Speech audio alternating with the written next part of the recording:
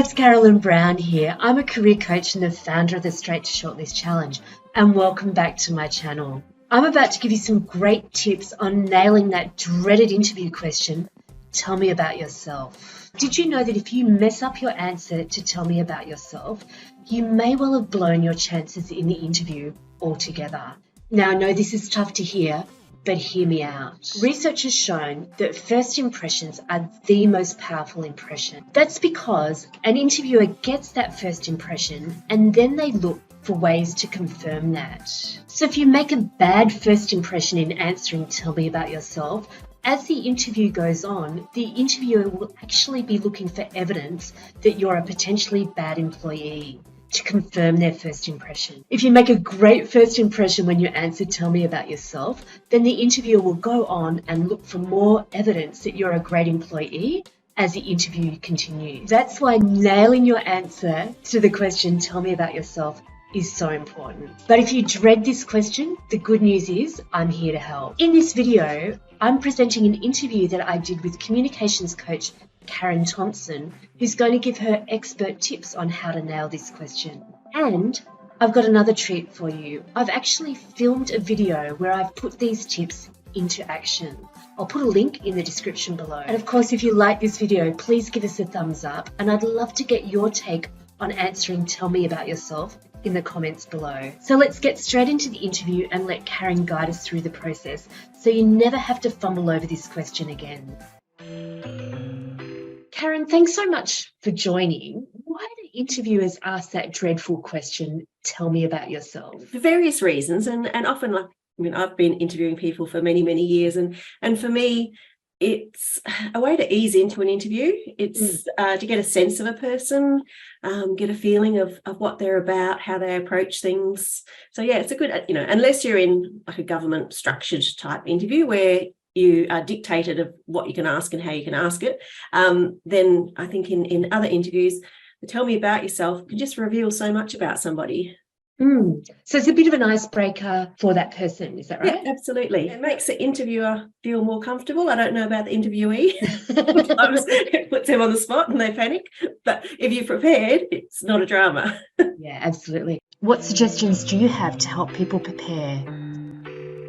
Well, I think when you're looking for jobs, you really need to spend some time, obviously, looking at yourself in general. Why are you interested in applying for different roles, and why are you applying for that particular role, that particular organisation? So think about your why, firstly, and really get to know everything you can about it. If you can, research the person who's going to be interviewing you. Now, I know you don't always know that, but if you do, get an idea of who they are, and that just helps thinking about who your audience is when you're answering these questions.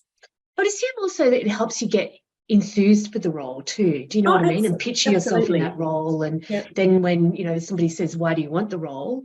Then you've got a great answer. Like you really do feel it and believe it, basically. Exactly, because what you want to do is, like you say, you want to paint yourself in the future in that position. So if you're looking 12 months down the track and you've got that role, you've been working in it for a year, what's happening in your life? How are things going? What's your recommended length of time to spend on this question? It really depends, but I always say try and get quite a succinct kind of statement that you don't want to be talking for any more than, say, 2 minutes at the absolute maximum.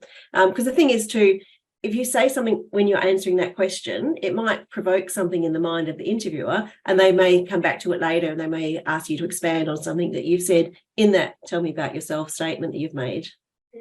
So it sounds like it's this kind of thing that it's like a summary, but it's really, you then want to get onto the real questions that the interviewer has got for you. Exactly. It almost sort of gives you like a starting point as in some respects as well.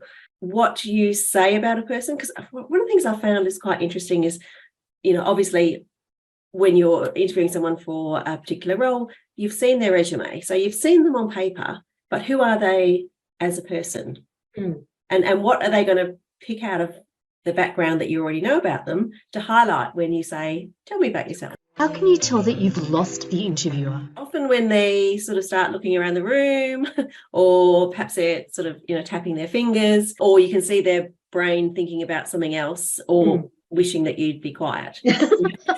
I mean, I have a sentence that I use quite a lot with people when I do interview preparation coaching, and I have had to use it quite a bit with people when I say to them, you need to learn to put a full stop in there.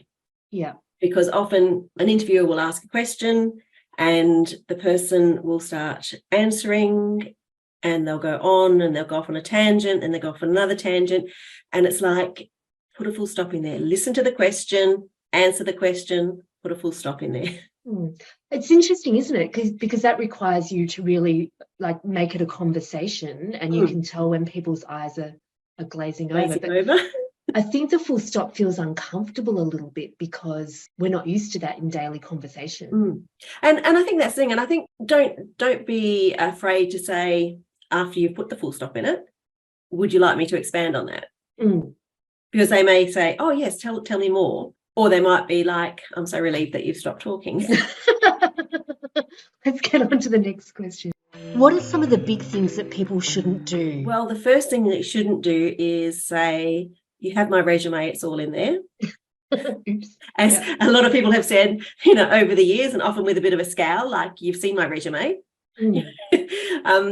But also don't say, what do you want to know? Because that's another response. And they're the two responses that I probably got most over the years when people haven't just gone in and told me about themselves. So don't do those. Really think about beforehand when you're doing all the prep. If they ask me to tell me about yourself, what am I going to say? And have a bit of a script prepared.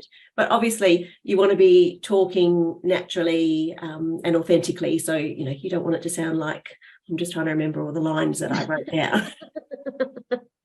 Yeah, so you want to practice a bit, Absolutely, it comes out naturally, not thinking of anything else, you're prepared for that question. And practice with friends or family or, people around you, so that you can get some feedback as well before you actually do it for real.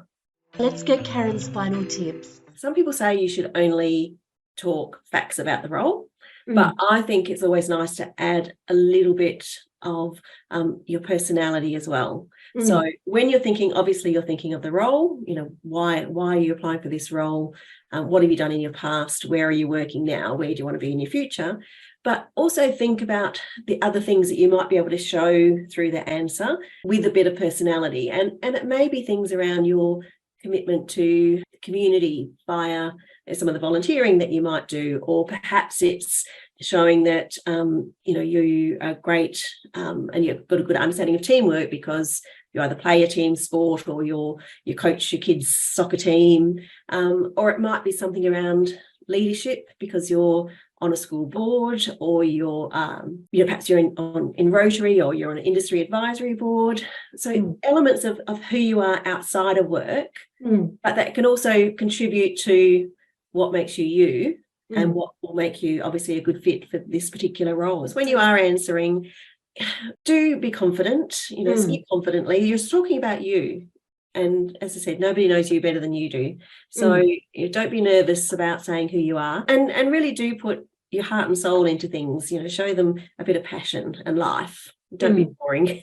Don't be boring. Number one tip. So don't be boring, be you. All right. Well, thank you so much for those tips, Karen. Where can people actually find you? I'm on LinkedIn. I'm on Instagram. I'm on Twitter.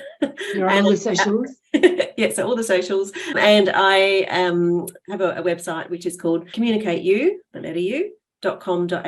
So fantastic. So I hope you found this video to be insanely useful for upcoming interviews. If you like this video, please give us a thumbs up. If you like this video and want to see more of us, please subscribe. I'd love to hear what's worked for you or not worked for you in the comments below. And I'll see you in the next video.